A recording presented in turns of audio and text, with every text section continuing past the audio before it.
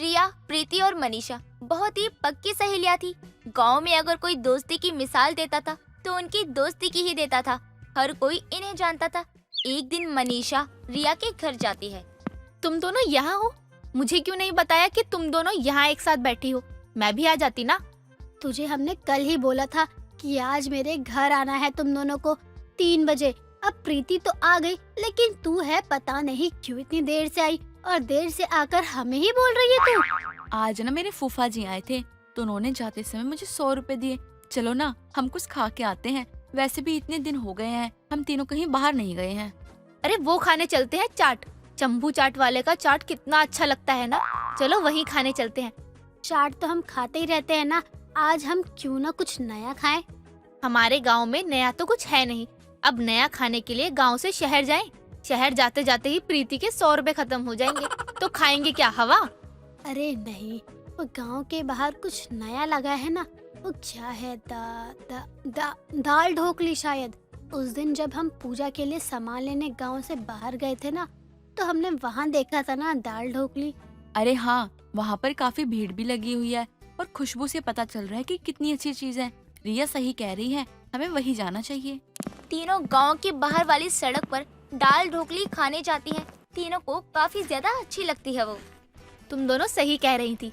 ये तो सही में बहुत अच्छी है, लेकिन तुम दोनों को ये कुछ ज्यादा ही महंगी नहीं लग रही क्या? हाँ, थोड़ी महंगी तो है ही।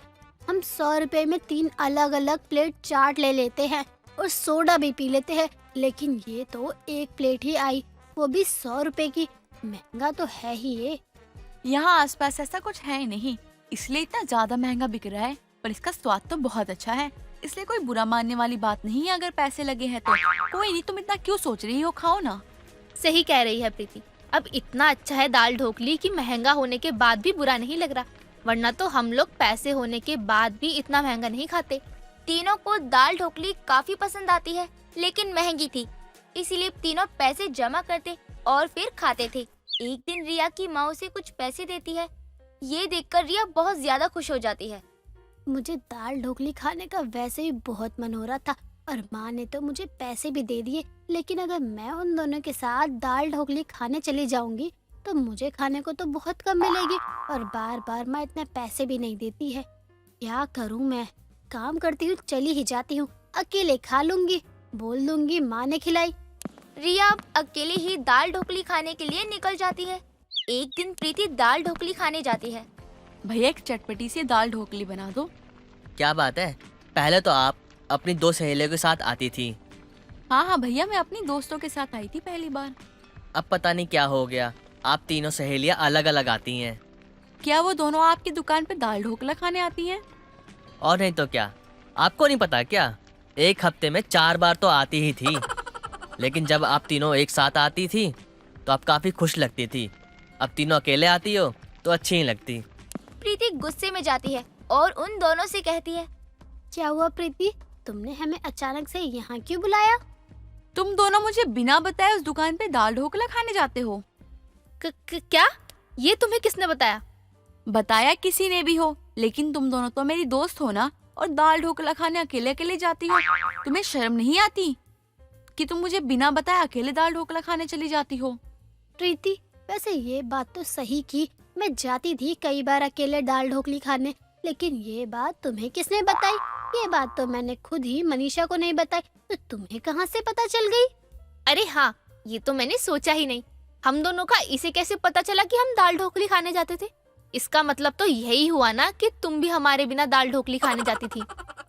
वो क्या? तुम खुद तो हमें बिना बताए ही दाल ढोकली खाने चली जाती हो और यहाँ आकर हम पर ऐसे गुस्सा दिखा रही है जैसे ये तो तुमने कभी किया ही ना हो। अच्छा ये सब बात छोड़ो, हम तीनों को ही दाल ढोकला बहुत पसंद है, इसलिए ज्यादा खाने के चक्कर हम अकेले ही चले जाते हैं। लेकिन अकेले जाने में तो हम तीनों को ही बुरा लगता है ना। हाँ ये तो है। लेकिन अब हम करें भी क्या? दाल ढोकली है ही इतनी महंगी। हम अकेले खा सकते हैं और अगर साथ खाने गए तो हमें बस 1 चम्मच ही मिलेगी खाने को। हाँ मनीषा बिल्कुल सही कह रही है, और सच में दाल ढोकली काफी अच्छी होती है। मैं झूठ नहीं बोल रही हूँ, लेकिन बिना दाल ढोकली खाए मैं रह नहीं सकती हूँ। रह तो मैं भी सकती हूँ। तो क्यों ना हम एक काम करें, हम इतने दिनों से दाल ढोकली तो खा ही रहे हैं, और अब तक हमें पता चल ही गया है कि कैसे बनाते हैं और क्या डाला जाता है उसमें। तो क्यों ना हम भी अपने गांव में एक दाल ढोकली की दुकान खोल लें, इसी बहाने हम भी कुछ काम कर लेंगे। वैसे भी हम तीनों के माँ बाप तो हमें बिल्कुल बेकार समझते हैं। ये बोलते हैं कि हम किसी काम के नहीं हैं, बस एक साथ यहाँ वहाँ घूमते रहते हैं। और अगर हम दाल ढोकला की दुकान खोलेंगे तो कम से कम हम अपना काम तो शुरू करेंगे। तो अब हम 1 महीने तक पैसे बचाएंगे और ये कोशिश करेंगे कि हम ज्यादा ही पैसे बचा पाए, क्योंकि 1 महीने बाद जो हमारे पैसे बचेंगे उन पैसों की हम दुकान खोल लेंगे। तीनों अब दाल ढोकली की दुकान खोल लेते हैं। मनीषा उसमें ही दाल ढोकली खाने लगती है। ये देखकर रिया कहती है, हम दाल ढोकली बेचने का काम करते हैं, ना कि खाने का। अरे तू ही सारी दाल ढोकली खा जाएगी तो हम बेचेंगे क्या? मैं क्या करूं, दाल ढोकली बेचने का तो मन ही नहीं करता। मुझे तो इतनी ज्यादा पसंद है कि मन करता है सारी मैं ही खा लूं। अच्छा, हम दोनों ही अभी दुकान पर हैं। प्रीति तो घर गई हुई है, तो क्यों ना हम दोनों जितना मन हो उतनी दाल ढोकली खा ले। प्रीति को इतनी कम दाल ढोकली देखकर बहुत गुस्सा आता है। सारी दाल ढोकली कहाँ गई? वो हमें बहुत जोर से भूख लगी थी, इसलिए बस हमने थोड़ी सी दाल ढोकली खा ली। यहाँ मैं घर से खाना खा कर आई हूँ ताकि यहाँ कोई कमी ना हो, और तुम दोनों हो कि यहाँ बैठ के आराम से दाल ढोकली खा रही हो। अब देखो मैं क्या करती हूँ। बची हुई दाल ढोकली प्रीति खा जाती है। जब वहाँ मनीषा की माँ आती है तो बोलती है, दाल ढोकली मेरे लिए भी लगा दो। आंटी जी, वो तो हम ही खा गए। बस हो गया तुम लोगों का काम, यही तो देखना बचा है। कुछ नहीं होगा तुम लोगों से, घर बैठ जाओ। तीनों सहेलियों की खुराफात देखकर तीनों की माँ ही दुकान ही बंद करवा देती है। नेहा अपने घर में बैठकर अपने ऑफिस का कुछ काम कर रही थी। तभी उसकी एक सहेली आती है और उससे काम की बात करने लगती है। वो दोनों आपस में बातें कर रहे थे। उसी बीच वो चारों बच्चे उसके पास आ जाते हैं और चारों उसे गले से लगा लेते हैं। ये देखकर उसकी सहेली कहती है, नेहा, ये बच्चे मेरे हैं। क्यों, कोई दिक्कत है क्या? नहीं, मतलब ये बच्चे तेरे कैसे हो सकते हैं? तूने अभी तक तो शादी भी नहीं की। तो क्या हुआ, अगर मैंने शादी नहीं की तो क्या मैं बिना शादी के माँ नहीं बन सकती? यार, ऐसे कैसे हो सकता है?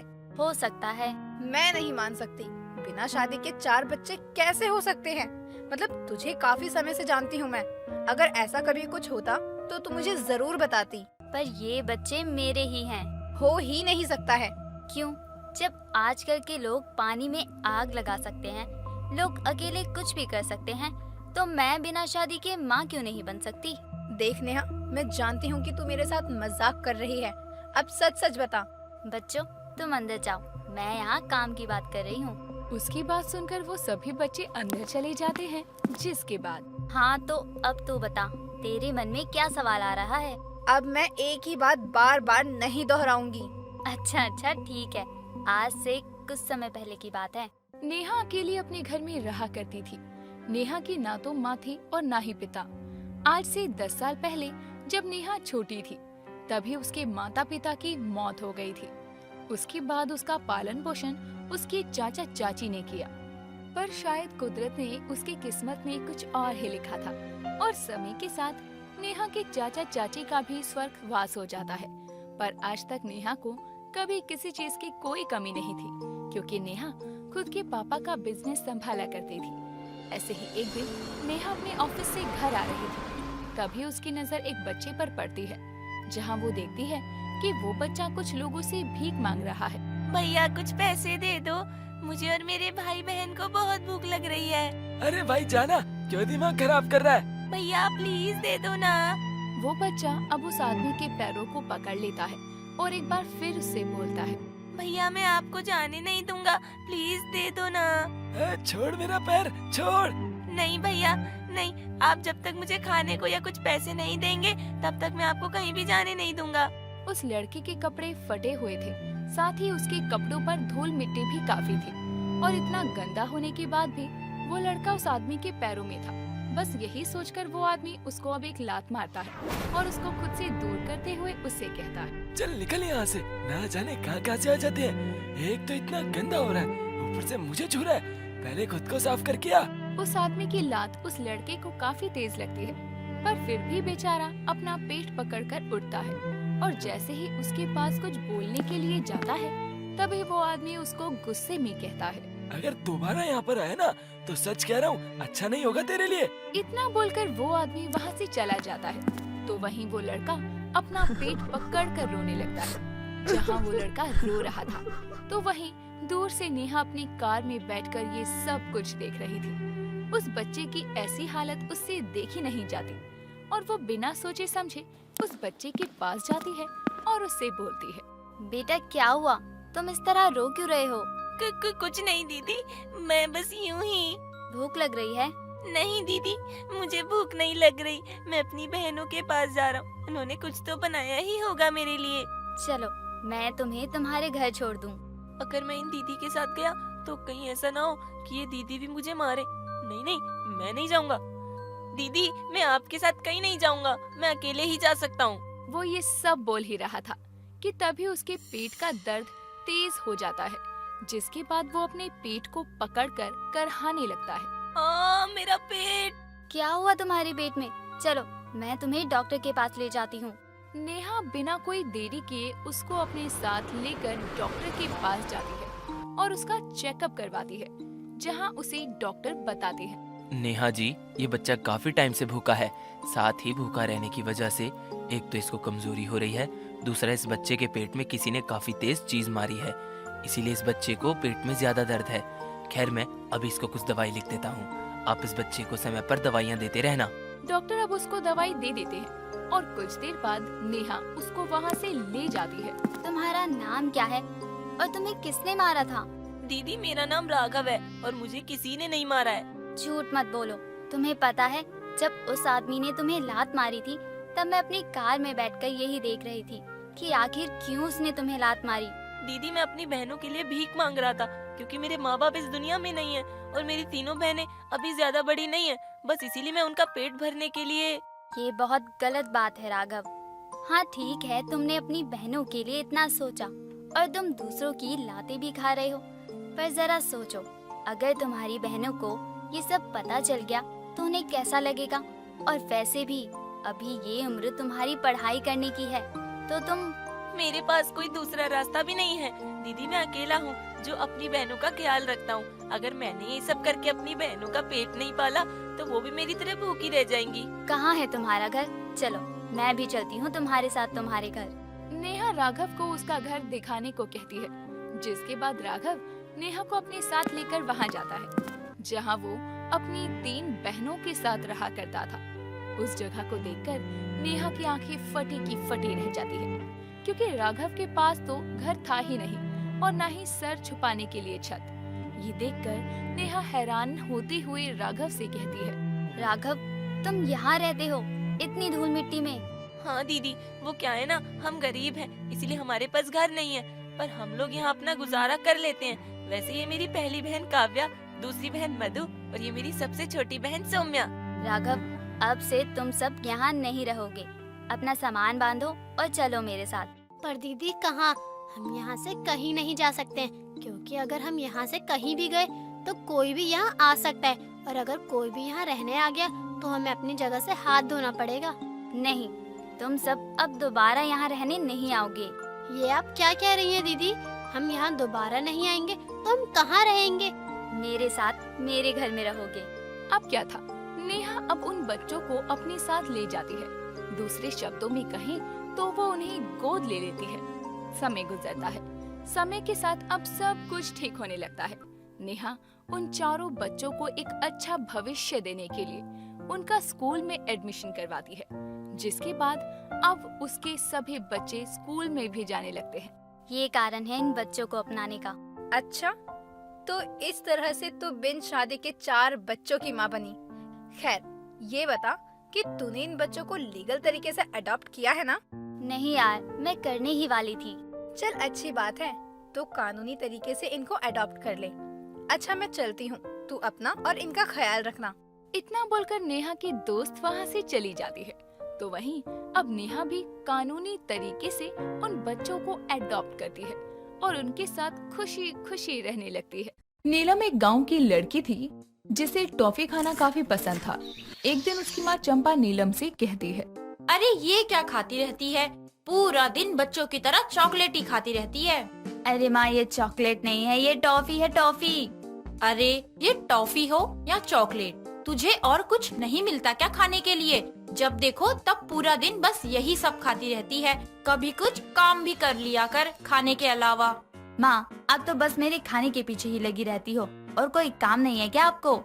सुन, मेरा दिमाग तो खराब मत कर अब। और कल तुझे देखने रिश्ते वाले आ रहे हैं, तो ठीक से रेडी रहना, समझी तू? और ये टॉफी मत चबाती रहना। अरे माँ, इतनी जल्दी क्या है मेरी शादी करवाने की? अभी मेरी उम्र ही क्या है? ओ, तो तू दूध पीती बच्ची है ना? तुझे गोद में लेकर घूमूं मैं? चुपचाप रेडी हो जाना कल टाइम से, और कोई गड़बड़ नहीं चाहिए, समझी? इतना कहकर चंपा वहाँ से चली जाती है और नीलम फिर से एक और टॉफी खाने लगती है। अगली सुबह नीलम को देखने लड़के वाले आते हैं और उसे देखकर लड़के की माँ कमला कहती है, अरे भाभी जी, आपकी बेटी है तो बड़ी सुंदर, पर ये चबाने में क्या लगी है?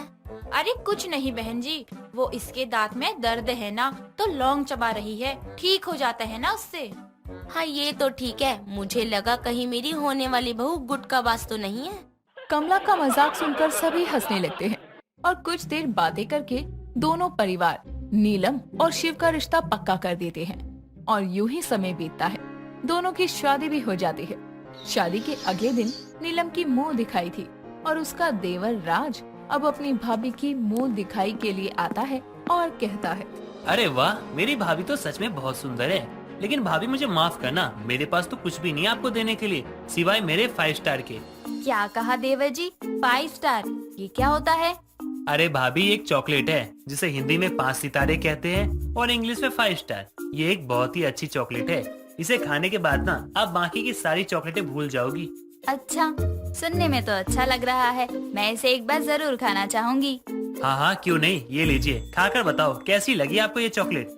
राज की दी हुई 5 स्टार खाकर नीलम बहुत खुश हो जाती है और कहती है, अरे वाह देवर जी, ये तो सच में बहुत अच्छी चॉकलेट है। अब से मैं टॉफी नहीं 5 स्टार ही खाऊंगी। हाँ क्यों नहीं भाभी, मैं तो शाम को जा रहा हूँ, आप भैया से मंगवा कर खा लेना। इतना कहकर राज वहाँ से चला जाता है और अब यूं ही कुछ दिन और बीतते हैं और एक दिन नीलम अपनी सास को कहती है, माँ जी, आज ना मेरा वो खाने का बहुत मन कर रहा है जो देवर जी ने मुझे मेरी मुंह दिखाई पर दिया था। अरे ऐसा क्या दे दिया था राज ने तुझे? नाम तो बता उसका। अरे माँ जी, वही ना जो मीठी मीठी होती है और जल्दी से चबाई नहीं जाती। अरे उसने तुझे ऐसा क्या दे दिया जिसका तुझे नाम भी नहीं पता? अरे माँ जी, उसका नाम कुछ 5 सितारा था। हाँ, यही कहा था उन्होंने। चल, मुझे तो समझ नहीं आ रही तेरी ये बातें। तू कहना क्या चाहती है? रात में शिव आएगा तो उससे कह देना। इतना कहकर कमला वहाँ से चली जाती है और रात में जब शिव आता है तो उसे देखकर नीलम कहती है, सुनिए, आज ना मेरा बहुत मन कर रहा है, क्या आप मुझे बाहर से चॉकलेट ला कर देंगे? अरे क्यों नहीं लाएंगे, आज पहली बार मेरी पत्नी ने मुझसे कुछ मांगा है, वो भी चॉकलेट। अभी लेकर आता हूँ। इतना कहकर शिव नीलम के लिए बाहर से एक महंगी वाली चॉकलेट लेकर आता है, जिसे देखकर नीलम कहती है, अरे ये क्या ले आया? मैंने ये थोड़ी लाने को कहा था।